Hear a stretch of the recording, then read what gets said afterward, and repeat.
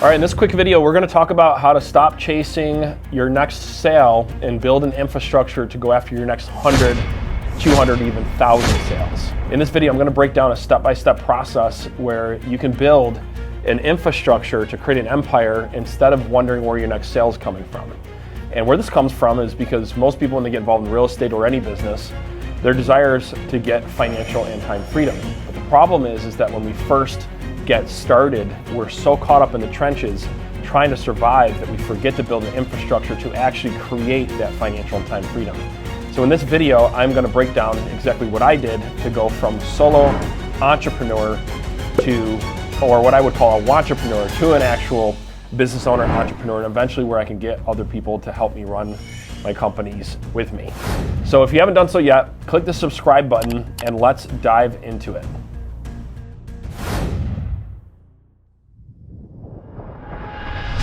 Okay, so the background on this is when I first got involved in business, nobody taught me how to be a executive or a CEO. In other words, I was more focused on survival and trying to figure out where my next transaction was going to come from and building our real estate brokerage and actually building an infrastructure or system or process that was going to help me get the next 100 transactions. And as a result, I got frustrated because all of my decision making and my whole process and my whole outlook was how to get the next sale, how to get the next sale, how to get the next sale. And what I quickly realized is that while you have to figure out how to bring revenue in to get the next sale, if you don't be careful to build a system or a process that's going to help you scale, you could end up living transaction to transaction or sale to sale. And it doesn't matter what business you're in the home services business, B2B business, real estate business, you deal with the same struggle. And the key is how do you figure out how to fly the plane while you're fixing it in the air, right? Because some of us don't have the privilege to land the plane, wait till the plane's fixed, and then fly it again. We have to actually build our business, run our business while we're making it better at the same time. And what I'm about to teach you is the process that I figured out the hard way after hundreds of thousands of dollars in the beginning and millions of dollars over time figuring this out. Now, if you're wondering like, okay, Isaiah, great, sounds good, but why should I listen to your system versus other systems that are out there? Well, mine's built off the backbone of giants, meaning where this system came from was actually when I was getting ready to quit the building of our brokerage. It was myself and two other partners. And I was frustrated because we were spending a lot of money on lead generation. I thought I was doing all the right things, but I quickly realized in my frustration, we weren't doing the right things. And if you're not having success in your business, if you're not where you want to be, it's just because you're not doing the right things. It's not any more or less complicated than that. And once you figure out the right thing to do and you move with massive action, then that's when you have the results, you're going to get the results that you want. And so in my time of frustration, I signed up to a business convention that was held by Tony Robbins called Business Mastery. And they laid out this blueprint, and it was kind of this process by which you analyze your business and you look at your business and the key areas of focus, and you break it down, and then you develop system and processes to actually improve these different parts of your business. And with this roadmap, you can start seeing your business plan come alive. And I was like, man, I wish there was a version of this for more custom to like the real estate business at the time. That was my first business, and so I kind of took this and I customized it to the real estate business. And I never forgot a quote that he said actually at the event, that Tony Robbins said at the event by Peter Drucker, where that which is tracked will improve, and that which is not tracked will be ignored. And I don't know if that is exactly how the quote went, but that's how it rang true in my mind. And if it's ignored, it can't be improved, and eventually, if it's not being improved, it actually goes backwards and gets worse, and eventually disaster can happen right underneath your feet because you're not paying attention to it. And so that really stuck with me, and I was blessed to kind of have people around me to help me walk through this and have this conversation.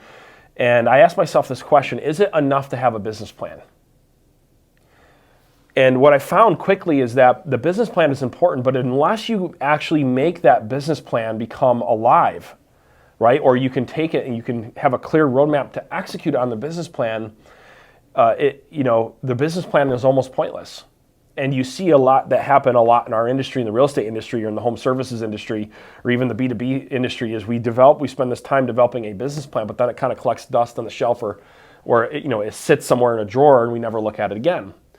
And so once I had this idea of how, and I started thinking about how do I make this business plan become real, that's when things started to change for me. I started putting a system in place to execute on the business plan. So in the next part of this video, I'm going to lay out for you the key components of your business plan that really you need to hyper focus on, but then also how to make the business plan become real. Does that sound good to everybody? Okay, let's dive into it. So the first part is your business plan. There's a business planning tool out there called Pro AI. And what Pro AI does is it allows you to plug in your business plan in this tool and segment it into the most important areas, but then it uses AI to actually fill in the business plan based on the gaps that you may not even know, or based on the lack of information you were able to find. So it's able to kind of go out to the internet and look for the best practices, look for the research, and look for your ideal target market based on the information that you gave it, and then formalize a business plan and a pitch deck. Well, Isaiah, this sounds like a lot. Like I just want to figure out on how to do 50 transactions. That's great, but eventually you're going to want to figure out how to create financial and time freedom. And the way that you have to set your business up, even though you may not see yourself exiting your business someday, or you may not see yourself having a huge team, I want you to put together a formal business plan as if you were to take on an investor, because that's going to help you think through your business in a different way. And that's what this tool will help you do. So I recommend everybody uses it, but I use a tool a lot like this when we went to start up our brokerage. And we were doing what's called a teamage within the brokerage. So we were going to have a team of people that were on our team within the brokerage, and people that didn't want to be part of our team, they could also be independent. That's how we were running it. And so we kind of developed a model like that. What was great is that when I came out of this, I had an executive summary. I had a sales and marketing plan. I had a unique offer to use when we're promoting our sales and marketing plan that was different in the marketplace. I had our target market, and then the amount of funding that we were going to need, the amount of money that we were going to need to actually make this work. And then also we knew our run rate, meaning like how much, how much money we had to put in before we were going to become profitable. And what's really interesting about this exercise is it gave me peace. Now that sounds like a little bit of a corny word for like a marketing and sales and business video, peace. Well, here's the thing. If you don't know what to expect before you're going to run into it, that's where the anxiety comes from. That's where the stress comes from. That's where when you don't know what to expect and you're trying to figure it all out, that's where the fear and the doubt sets in. So by having a good business plan, it helps you remove the unknown. It helps you remove the fear and the doubt so you can move with urgency to make it happen. I'm sure you'd agree that if you know what to expect before it actually happens, you're going to make better decisions. And that's what this tool will help you do. So, and that's what I did. Now, here's the great thing. I spent $10,000 on my business plan. Guess how much it's going to cost you? Maybe like $100 a month for the tool. So I just saved you probably 10 grand by introducing you to the software, by the way. I wish I had the software when I was when I was building my first business plan. Now all the other business plans I build off of this software or a software like it.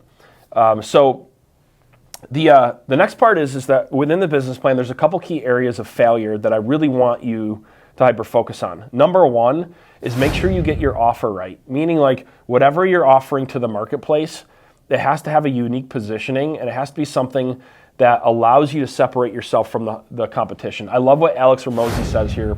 He talks about a hungry market or a starving market, meaning like if your market isn't underserved or your niche within a market is not underserved or is underserved most likely, or they don't know how to communicate to them well, or there's maybe some people competing in it but nobody dominating that segment, that most likely you're going to have a winner if you can figure out how to then market and sell to it. And that's the next part of it, is that once you figured out your offer to that niche, okay, so there's two components. There's the niche, there's the offer to the niche, and then there's how to market and sell to the niche. And I want to just slow down a little bit and back up just a little bit, is you have to make sure that you have an offer that stands out and that is easy for you and your team to communicate and be convicted about. Here's the rule of thumb. If you wouldn't buy your offer, or use your offer, if you are in the shoes of the person you're marketing to, you don't have a good enough offer.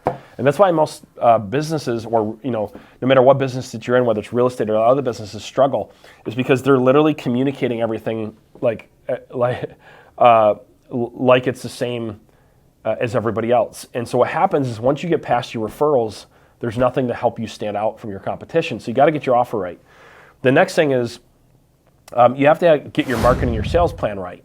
And so what I want you to do is take all of the different marketing ideas that you have, all the different sales ideas that you have, and I want you to map them out and put them on a calendar.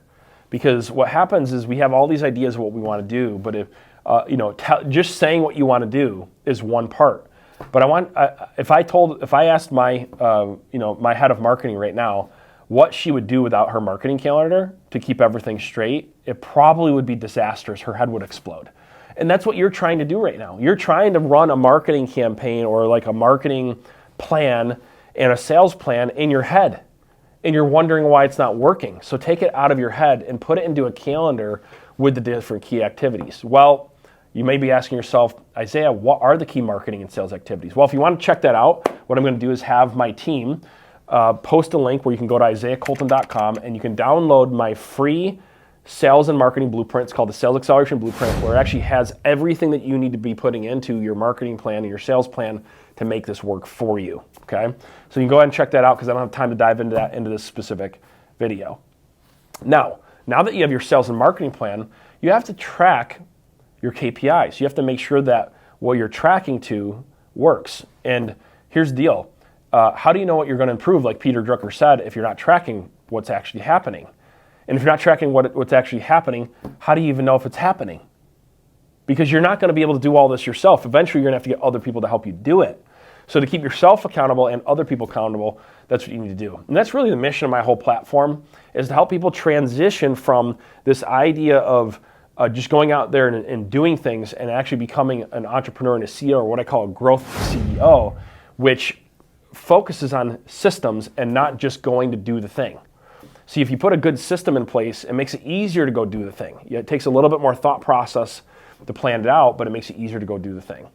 So then after that, once you have your sales and marketing plan and you're tracking your progress, the next most important thing behind that is to make sure that you break down your business into key impact areas, okay?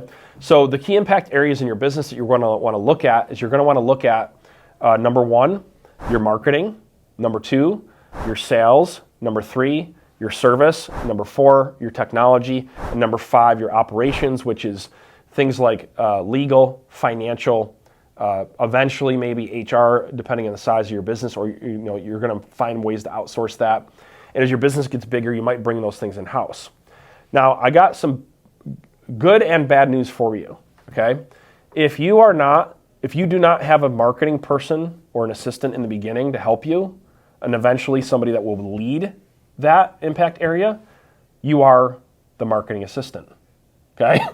If you don't have a salesperson to help you get sales and eventually lead your sales team, you are the salesperson, okay? If you don't have a service and support person that's going to help you eventually and act as maybe your assistant or your partner in the process and someday lead that impact area, you are the service person.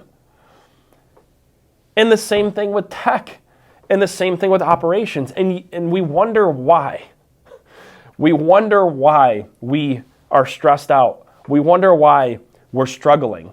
And most of you maybe didn't think this way, but this is the difference between somebody who thinks like a professional versus a growth CEO. A growth CEO says, I have to get leverage, and the key word is leverage. Because if you don't have leverage in your business and you're doing everything, you've essentially created a painful, high-paying job for yourself, okay? And so what we do is we equip our people to get leverage as many ways as we can. And I want to hone in on this, and this is the last layer, is once you have your impact areas set up and you have the right people to help you, okay, to run those impact area, now you have to have the right tools, okay? And this is where AI comes in. And this is where we aggressively use Ren 360 as our operating dashboard And what we call our smart dashboard, it's the center of everything. Meaning all of our tools, all of our tiles, and all of our systems and our proprietary technology synced up to this because it helps us run our entire team off of one dashboard. I want you to imagine what it would be like to have to go to your smartphone, and I want my team to pull up a smartphone up on the screen, and then you not have all of your apps on one smartphone. What would that be like? You have to remember to download the app every time. Or maybe you go to your smart TV and you scrolling through your TV, but you don't have all of your apps on your TV. But you would expect that to be a good experience. So if you're running your business and your team's running their business and you're not functioning off of a smart dashboard with all of your tools in one place, how's your business going to run? And so that's the first layer. And then there's the layer of all the other tools that you need. And in my next video, I'm going to actually lay out what tools, what people, and what processes you need to put in place within those 4 impact areas to help you run your business like a machine. So if you haven't subscribed to my channel yet, you're going to want to see the next video. Click the subscribe button. I'd appreciate your comments below. Share the love with the community and my mission to help entrepreneurs make the transition from being a professional to what I call a growth CEO. So not chasing after the next sale, but they're actually putting infrastructures in place to get the next 100 or the next 1,000 sales. Isaiah Colton here. Thanks for taking some time with me. Click the subscribe button, share this. I'll see you in my next video.